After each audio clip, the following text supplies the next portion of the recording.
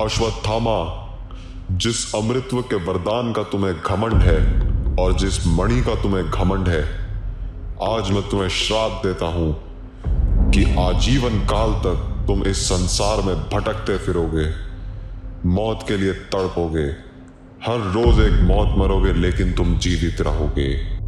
मैं अपने अपराधों को स्वीकार करता हूँ प्रभु, किंतु मुझे इस पाप से मुक्त होने का भी उपाय दीजिए।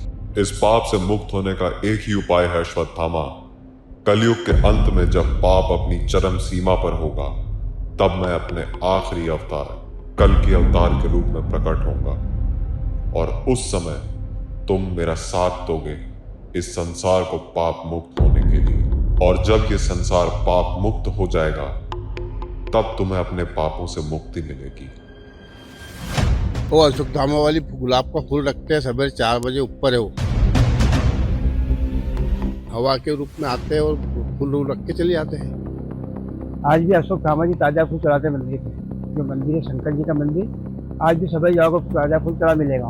उनकी एक पहचान है, यहाँ से पद बेचा उनका महक आती है, उसकी पहचान है। और एक रेलवे स्टेशन वाले को रेल पे भी दिखा था, वो मक्खन मांगता है, मक्खन मांगता है। जी हाँ दोस्तों, अभी जो आपने मोन्टाज देखा, उसी कारण मैं यहाँ बुरहानपुर आया हूँ।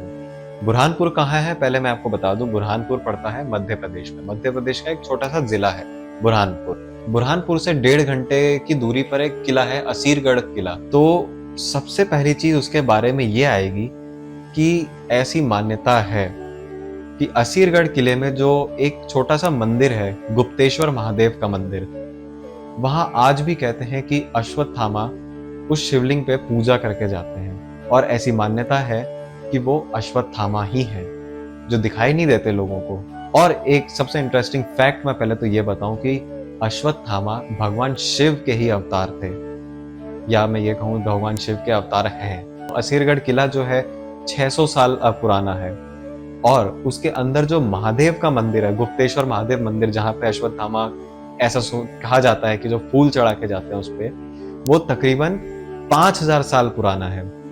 5000 साल पुराना यानी कि महाभारत काल के समय का, जो आज से 5000 साल पहले हुआ था। तो आइए, ये इंटरेस्टिंग फैक्ट जो मैंने आपको बताया, अब मैं इसकी असली जगह आपको लेके चलता हूं, असीरगढ़ किले में।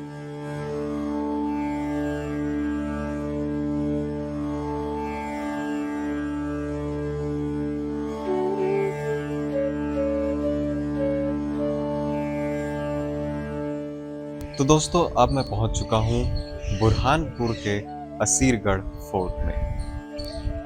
मैं आपको ये बता दूं कि जितने भी किले मैं अभी तक गया हूं, उसमें सबसे टफ है असीरगढ़ फोर्ट की चढ़ाई करना। हालांकि मैं तो प्राइवेट गाड़ी में आया था, लेकिन आप लोग यहाँ ऑटो से भी आ सकते हैं। पर ये चीज़ मैंने नोटिस करी है, अगर आप ऑटो से आएंगे, ऑटो वाले आपको नीचे, बहुत ही नीचे किले के एकदम सतह जहाँ से बेस कैंप शुरू होता है उसका, वहाँ रोक देंगे। और उसके बाद आपको तकरीबन 4 से 5 किलोमीटर की चढ़ाई करनी पड़ेगी ऊपर। हालत ख़राब हो जाएगी। तो इससे बेटर है कि आप रिस्क ना लेके अपनी गाड़ी से आ रहे हैं, ज़्यादा बेटर है। नहीं तो आप कैब भी कर सकते हैं यहाँ पे, और कैब करके आप ऊपर जाएं, क्योंकि कैब जो है, गाड़ी यहाँ अलाउड होती है ऊपर किले में, मेन गेट तक पे वो गाड़ी रोकते हैं उधर पे। तो आइए चलते हैं इस सफ़र की शुरुआत पे असीरगढ़ फोर्ट के किले में।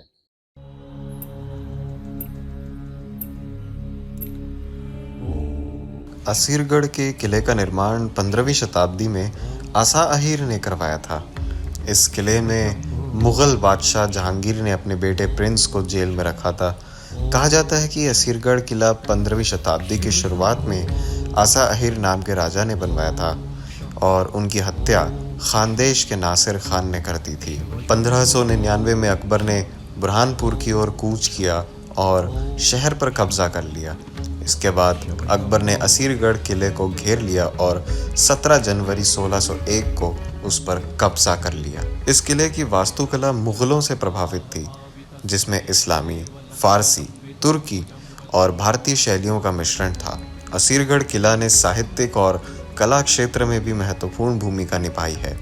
इसमें महाकाव्य, जिसमें किले का इतिहास और उसकी महत्वपूर्ण घटनाओं का वर्णन किया गया है, भारतीय साहित्य का अमूल्य भंडार है। असीरगढ़ किले के भीतर आपको कई प्राचीन संरचनाएं भी दिखेंगी, जैसे कि बड़े बड़े मंदिर, समाधियां और किले के प्रमुख भवन। ये सभी संरचनाएं उस समय की जीवन शैली और कला का प्रमुख प्रतीक है और आपको उस समय के भारतीय समाज से रूबरू कराती है। तो असीरगढ़ किले के बारे में मैं आपको थोड़ी सी जानकारी ये दे दूं कि बुरहानपुर जिस एरिया में किला है, बुरहानपुर की जो सरहद है, बाउंड्री है, यहाँ से आपकी महाराष्ट्र की बाउंड्री शुरू हो जाती है। यानी कि महाराष्ट्र यानी कि साउदर्न इंडिया का पार्ट शुरू हो जाता है। तो इसलिए पुराने काल में ऐसा कहा जाता था कि जब मुग़ल बादशाह लोग होते थे, उन लोग को जब साउदर्न पार्ट यानी कि किसी भी साउथ के एरिया को अगर हड़पना होता था, तो उनको सबसे पहले बुरहानपुर का जो असीरगढ़ किला है, उस पर फतह करना ज़रूरी था। इसलिए आज भी इस किले को दक्खन का दरवाज़ा कहा जाता है। दक्खन का दरवाज़ा यानी द गेट ऑफ साउथ। आप पहले इस किले पर आइए, लड़िए यहाँ पर जीत हासिल होगी, तभी आपकी एंट्री साउदर्न एरिया में होगी। इसलिए इसे दक्खन का दरवाज़ा भी कहते हैं। इस किले का जो संबंध है महाभारत काल से है। ये जगह खांडव जिले के पास है, जो उस समय भी खांडव क्षेत्र के नाम से ही जाना जाता था। इस किले का जो वर्तमान स्वरूप है वो मुगल शासकों द्वारा दी गई है, लेकिन इस किले में स्थित जो शिव मंदिर और उसमें स्थापित शिवलिंग महाभारत काल के माने जाते हैं। आज भी इस किले में जो ये स्थित शिव मंदिर है, जिसे गुप्तेश्वर महादेव के नाम से जाना जाता है, इसमें ब्रह्म मुहूर्त में ही पूजा हो जाती है, जबकि कभी किसी ने यहाँ किसी को आते जाते भी नहीं देखा है। लोगों का मानना है कि श्री कृष्ण से मिले श्राप के कारण अश्वत्थामा आज भी यहाँ भटक रहे हैं और हर सुबह वहीं मंदिर के शिवलिंग पर फूल चढ़ाकर, रोली चढ़ाकर पूजा करते हैं। वो अशोकधामा वाली गुलाब का फूल रखते हैं, सवेरे 4 बजे ऊपर है वो असीगढ़ किले पे। फूल रख के चले जाते हैं 4 बजे सवेरे, ताजा फूल रहता है। आज तक किसी को दिखे नहीं हो, बाकी एक हवा के रूप में आते हैं और फूल रख के चले जाते हैं। ये तो हवा है नहीं, हवा के रूप में बता नहीं सकते, अपने देखा नहीं। भाई कोई भी चीज रही है वो करके चले जाते हैं, तो मालूम पड़ा है इतिहास में कि अशोकधामा है, यहाँ अमर है और यही है। तो गए थोड़ी इतने में घूमते रहते हैं। आज भी अशोकधामा जी ताजा फूल चढ़ाते हैं मंदिर पे। जो मंदिर है शंकर जी का मंदिर, आज भी सभी जाओगे ताजा फूल चढ़ा मिलेगा वहाँ पे। यहाँ तो आज भी कई रूप में दर्शन दिए लोगों को उनने। उनकी एक पहचान है, यहाँ से पद बेटा उनका महक आती है, उसकी पहचान है। और एक रेलवे स्टेशन वाले को रेल पे भी दिखा था, वो मक्खन मांगता है। आपको जब भी जाओगे गुलाब का फूल अच्छा, बिल्कुल ऐसा लगता है कि ताजा टूटा है, अभी ताजा चढ़ा के गया कोई। पानी भी चढ़ा लेता है। 7.5 फुट के जो 14 आदमी थे, वो तो हाथ पैर भी बड़े बड़े सब है। तो दोस्तों, मुझे लगता है कि जिस मेन काम के लिए मैं इस किले में आया था, ये देखने के लिए कि यहाँ पे वो अश्वत्थामा के सारे सबूत मिलते हैं कि नहीं, जो शिवलिंग पर पूजा की हुई चीज़ें मिलती हैं, वो मुझे साक्षात दिखी हैं। ये देखिए फुटेज, ये है वो शिवलिंग पुराना, और इसके ऊपर देखिए कैसे चारों ओर लाल गुलाब के फूल चढ़ाए हुए हैं शिवलिंग पर। और जितने भी लोगों से मैंने पूछा है, उन लोगों ने यही बोला है कि ये लाल गुलाब के ही फूल सुबह सुबह आपको चढ़े हुए मिलते हैं शिवलिंग पर। ये रात तक बिल्कुल भी नहीं थे इस दरवाजे के अंदर। ये रात में दरवाज़ा लॉक हुआ था और सुबह जैसे ही सारी साफ सफाई हुई थी, लॉक होने से पहले सब साफ कर दिया गया था, आसपास से कचरा वचरा जो भी चीज़ें। और सुबह जैसे ही ये गेट खोला गया, ये सबूत आप सामने देख रहे हो।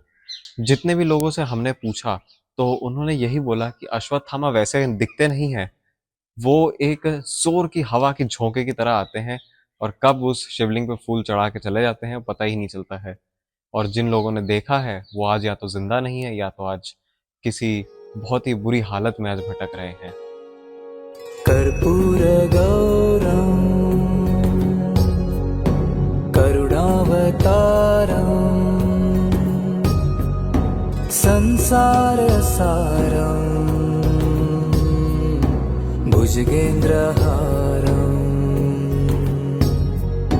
सदा वसन्तं हृदयारविन्दे भवं भवानी सहितं नमामि कर्पूरगौरम। तो दोस्तों, अश्वत्थामा आज भी जीवित है या नहीं, ये मैं आप सब पर छोड़ देता हूँ, आप माने या ना माने। किंवदंतियां तो यही कहती हैं कि ये फूल अश्वत्थामा ने ही चढ़ाए हैं और इसके पीछे कोई साइंस भी अपना तुक नहीं लगा सकता है कि ये कैसे आए। तो दोस्तों, अब मैं आप सबसे विदा लेता हूँ इस वीडियो में, और एक ही सवाल मैं छोड़ के जाता हूँ आपके लिए कि क्या इन 7 चिरंजीवियों में से एक अश्वत्थामा आज भी जीवित है या नहीं? क्या आप में से किसी ने उन्हें महसूस किया है, कभी देखा है किसी भी रूप में?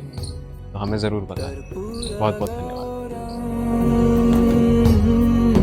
करुणावतारम् संसारसारम् भुजगेन्द्रहारम् सदा वसन्तम् हृदयारविन्दे भवं भवानी सहितं नमामि। कर्पूरगौरं करुणावतारं